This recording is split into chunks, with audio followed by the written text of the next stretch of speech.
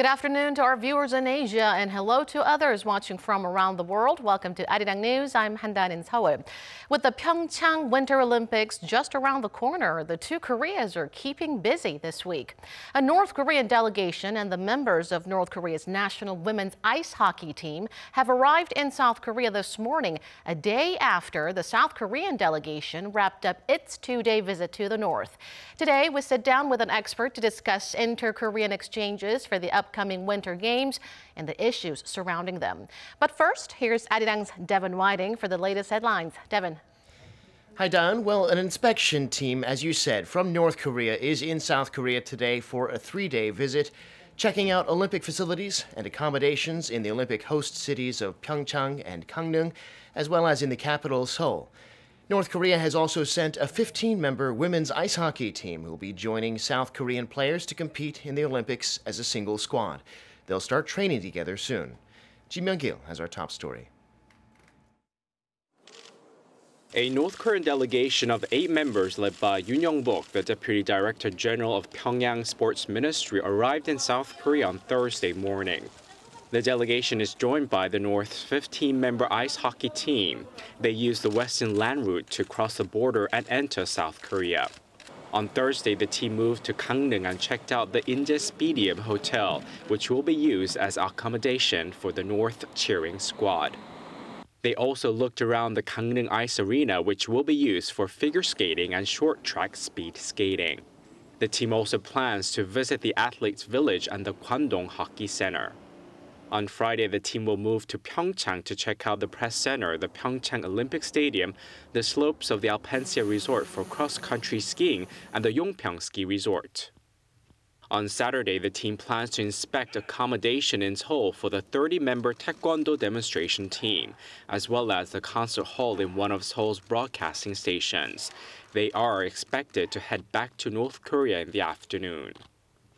The North's second inspection team comes as the two Koreas released a statement on January 9th agreeing that the North would send athletes, a cheering squad and art troupe, a taekwondo demonstration team and journalists to the 2018 Pyeongchang Winter Olympics.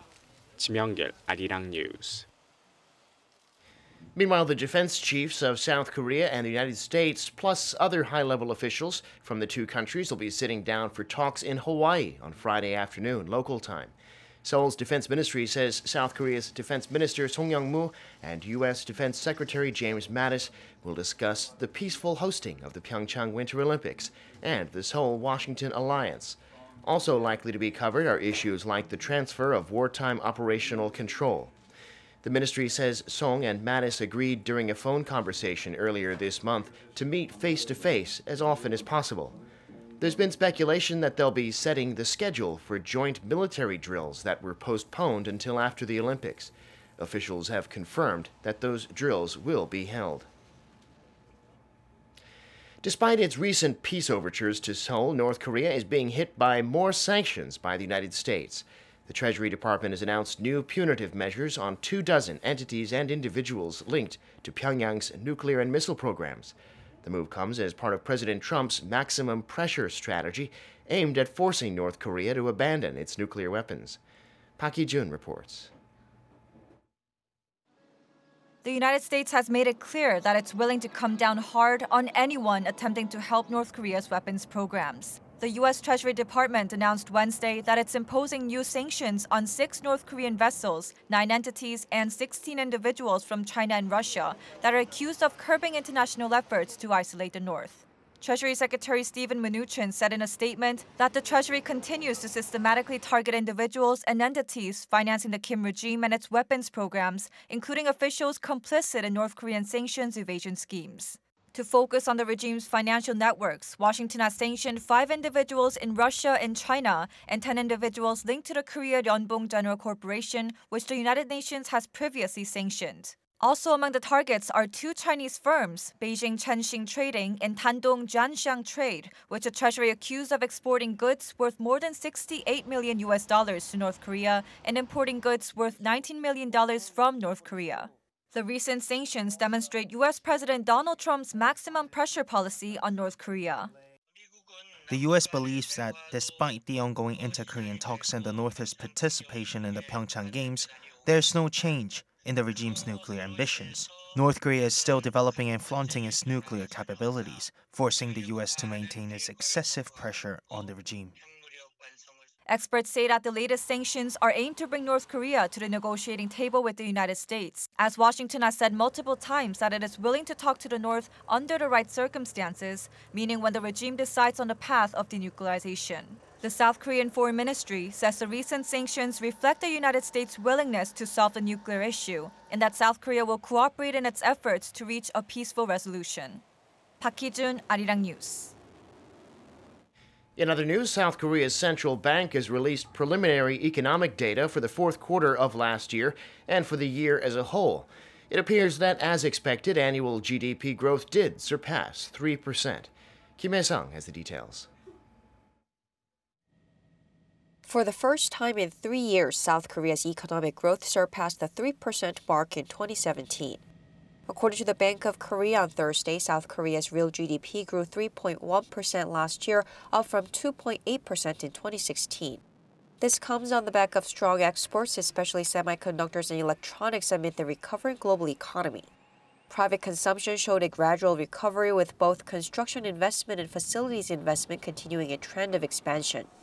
But in the final quarter of 2017, the country's economy contracted 0.2%, recording the worst quarterly growth since 2008.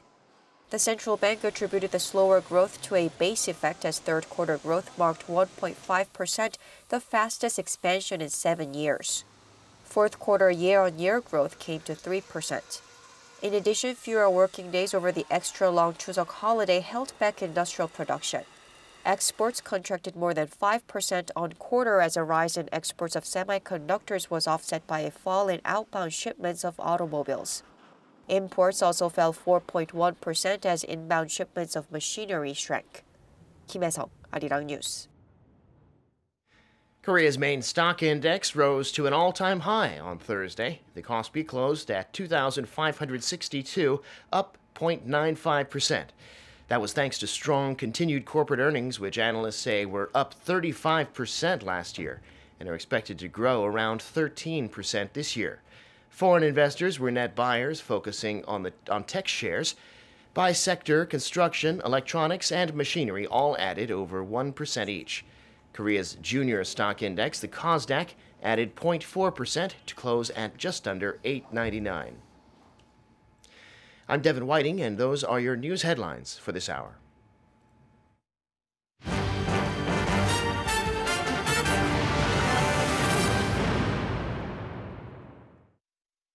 The South Korean inspection team spent 2 days in North Korea checking out Masikryong Ski Resort and Galma Airport for an inter-Korean joint training of athletes from both Koreas. The back and forth continues as the North Korean delegation crossed the border to the south on Thursday to look around the Olympic stadiums and accommodation. Before we talk deeper with an expert on this, here's our Cha Sang-mi with more on the two Koreas' latest exchanges. South Korea's 12-member inspection team looked around the North Masikryong Ski Resort to see whether the slope is suitable for training alpine and cross-country skiers. They also took a closer look at the accommodation facilities at the resort. The South Korean team's visit comes as the North previously requested a 2-day joint training session for non-Olympic ski athletes. The South's inspection team also checked the nearby Galma Airport to see whether it can be used to fly in the South Korean skiing coaches. And on Thursday, North Korea's 8-member delegation crossed the border to the south for their inspection. The North's inspection team will look around the Olympic stadiums and accommodation. We presume the schedules will be decided for the North's taekwondo demonstrations as well. The North's first inspection trip was led by Hyun Song-wol, who is the head of Samjian Orchestra that will be holding concerts in South Korea. The 140-member art troupe, consisting of an orchestra, singers, and dancers, will put on performances at the Gangneung Arts Center on February 8th in Gangneung and at the National Theater of Korea on February 11th in Seoul. The South Korean government stressed once again on Wednesday that it would make the upcoming Olympics an Olympics of peace. The government will do its utmost, in collaboration with the Korean people and the international community, to make the Pyeongchang Olympics a chance to advance peace on the Korean peninsula and global peace and cooperation. Seoul's government said it will try to keep up the positive momentum with Pyongyang by holding further high-level talks, and that it will try to further normalize and restore relations between the two Koreas. Cha Sang-mi, Arirang News. And for an expert's perspective on the Olympics and inter-Korean relations, Dr. Kim Hyun-wook, a professor at the Korean National Diplomatic Academy, joins us in the studio. Good to see you again, Dr. Kim. Okay, welcome to the program. Thank you for inviting me. This marked the first time the South Korean delegation stepped on North Korean soil for the first time in about 2 years since the shutdown of the Kaesong Joint Industrial Complex. How much significance does it hold? Yes, as you have mentioned, this I think is very significant. The South Korean delegations visited for inspections of Gumgang mountain area, in which we're going to have some cultural event before the Olympic Games, also Masiknyang ski resort, and the airport, which is maybe the which signifies that maybe South and North Korean delegates can visit each other by airway. Yes, it has been cut off for 2 years. There have been shutdown of Kaesong complex, and I think there have been some agreement when there was opening of Kaesong complex about three channels opening, which is transit and tariff and communications. So I think this is first step to open the channel of transit, and I think further, if North-South relations develop, other things would be open again. I think this is a very important first step that the South Korean delegations are finally touching upon the soil of North Korea. As you've just mentioned, a joint inter-Korean performance will be held on Mount Kumgang Resort, located in eastern part of North Korea, very close to the south, during the Pyeongchang Winter Games. And rumor has it that South Korea's culture minister, Do Jong-hwan, may attend the event. Then he will become the first ministerial level South Korean official to cross the border to the north in a decade. Am I right? Yes, I think the last time that ministerial level talk has been held between two Koreas was 2007, in which Defense Minister Kim Jang-soo participated and went to North Korea for a military practical meeting with North Korea. So I think this is very meaningful because the ministerial level, not only practical and working level talk, but ministerial level talk is possible with North Korea. So I think the North and South Korean meeting is getting higher and higher. And I think the final goal of current inter-Korean dialogue and exchanges and rapprochement, I think for President Moon is to have a summit meeting. And I think we are on the right track for it, I think. As we've reported earlier, the South Korean delegation went to the north to inspect the ski slopes and facilities there to see if they're suitable to hold an inter-Korean joint training session. But we're hearing that South Korea's Olympic athletes who will compete at the Pyeongchang Winter Games will not participate in those joint training sessions. So some question the meaning, the point of holding a joint training when all the Olympic athletes are excluded. Your thoughts? Yeah, so we only have 2 weeks until this opening ceremony of the Olympic Games. So I don't think we have enough time for the national team to be at the Mount Gumgang, Masiknyang ski resort for the joint exercises. So it takes too much time to go up there and come down. And so I think it has still some symbolic significance that the two Korean athletes go there to North Korea and have joint exercises. I think this has a very meaningful, symbolic, significance, I think. So still, it does have a symbolic significance. And another reason I think would be that, the reason the Olympic game is held in Pyeongchang is that it's in Pyeongchang, not in the whole country or not in the whole Korean peninsula. So maybe most of the experts mentioned that the focus should be in Pyeongchang, whether it's related ceremonies or related trainings or related events. It should be all around the Pyeongchang cities. So I think that will be also one of the hints that has been given to the South Korean government. Next to the way of crossing the world's most heavily fortified border, North Korea will be sending a team of its artists for a performance that'll be held here in South Korea during the Winter Games. But North Korea, previously, North Korea said the team will be sent through Panmunjom, but then it quickly changed the route, saying instead the team will be sent via the Gyeongui-sun, the Gyeongui Line route, which, as far as I know, opened in 2003 for the operation of the Kaesong Industrial Joint Complex. Why the sudden change? I think the first foremost important reason is conveniences. I mean, going through Panmunjom up and down is not very convenient. But the Gyeongui Line, which has been, you mentioned, by the opening of Kaesong Complex, has all the facilities and all the facilities of tariffs and all that kind of inspections for people. It's very convenient of transit convenience. So I think, maybe Hyun Sung-wol might have thought that, oh, this is much better and convenient for North Korean team to visit South Korean, sites of Olympic Games. And I think this also has some, significance in symbolic significance, because by using these channels, maybe North Korea would think that, maybe using this would give some, possibilities much higher that maybe we can reopen the Kaesong Complex.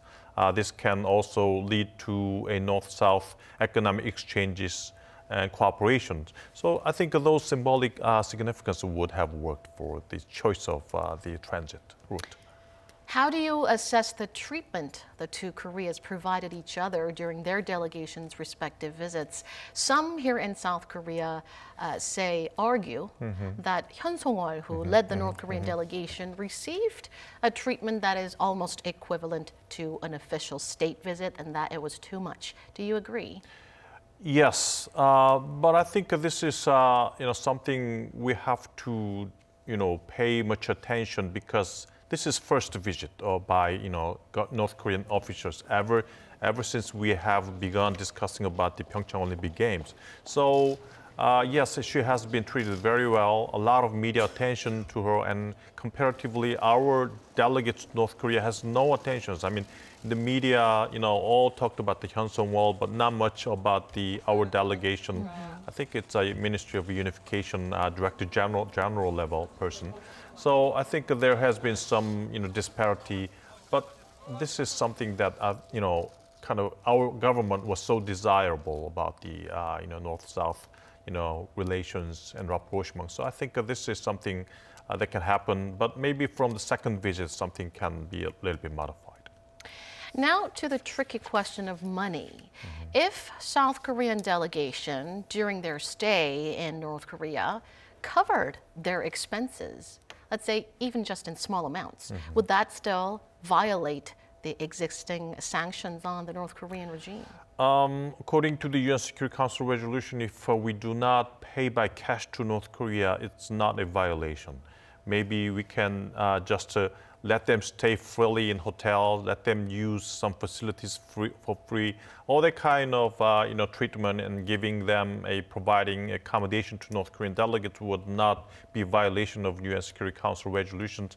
And when the South Korean delegates visited the North Korea this time, they also have agreed that the North Korea should also provide, accommodation to the South Korean delegate, which is a reciprocal way of dealing with these issues. But we are not sure if what would happen if, South Korean delegates visit North Korea. They might request some, monetary reparation for that kind of accommodation they give to South Korean delegates, and also. U.S. government mentioned that any kinds of,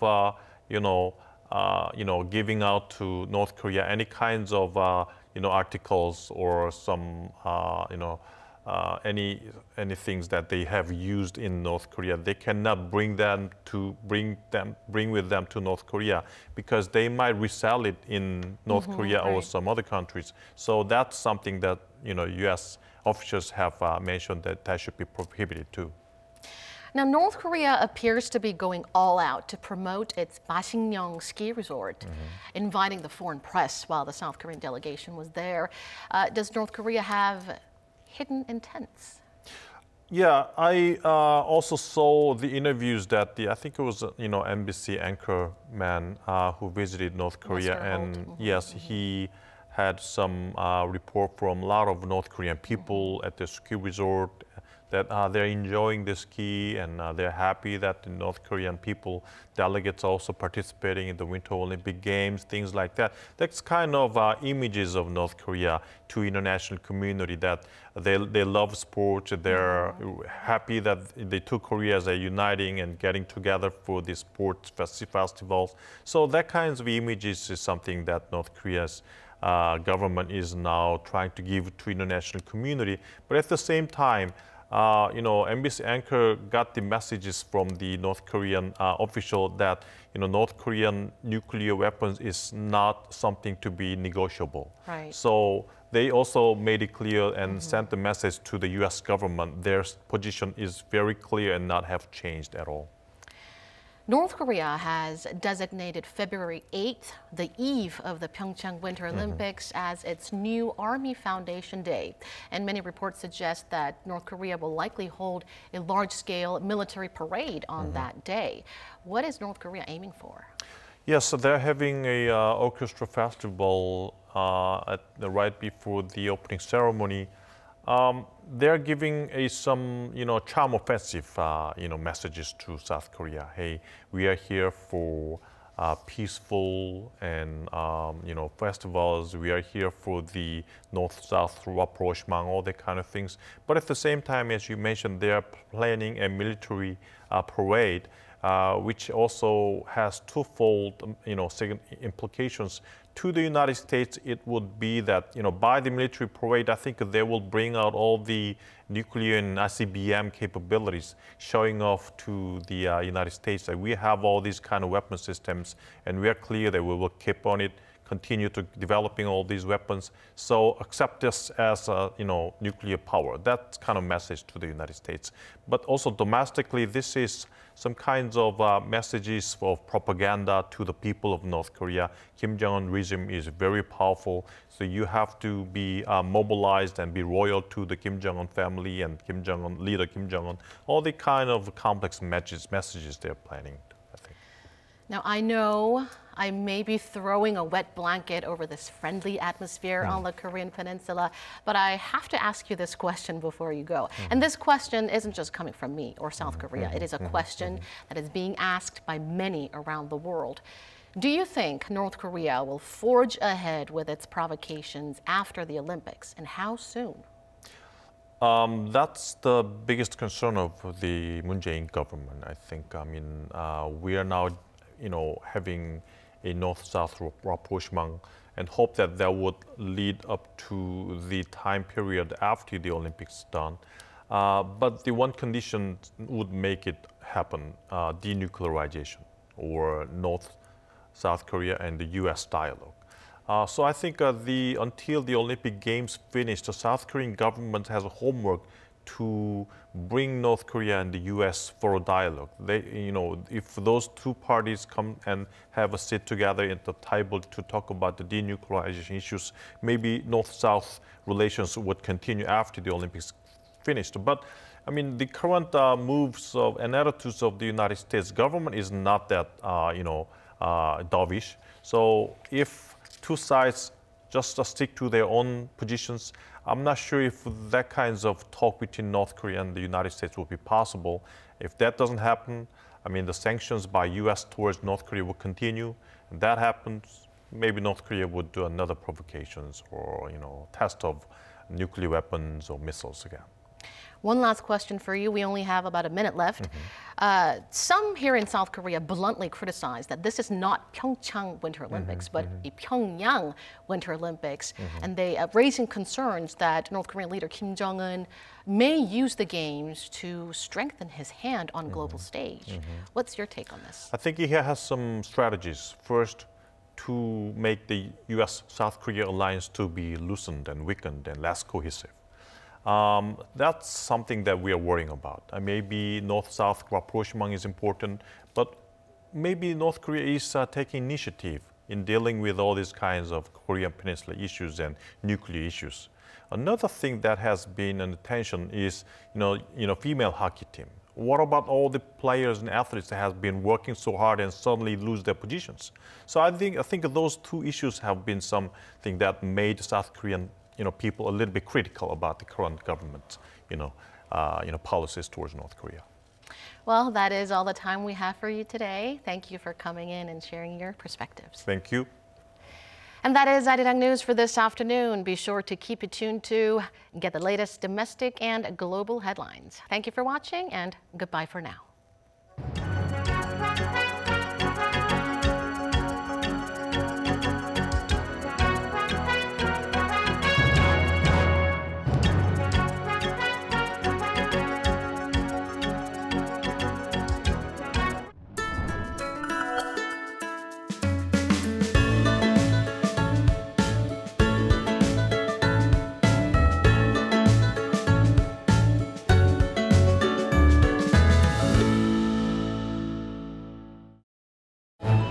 In a village called Pyeongchang, there will be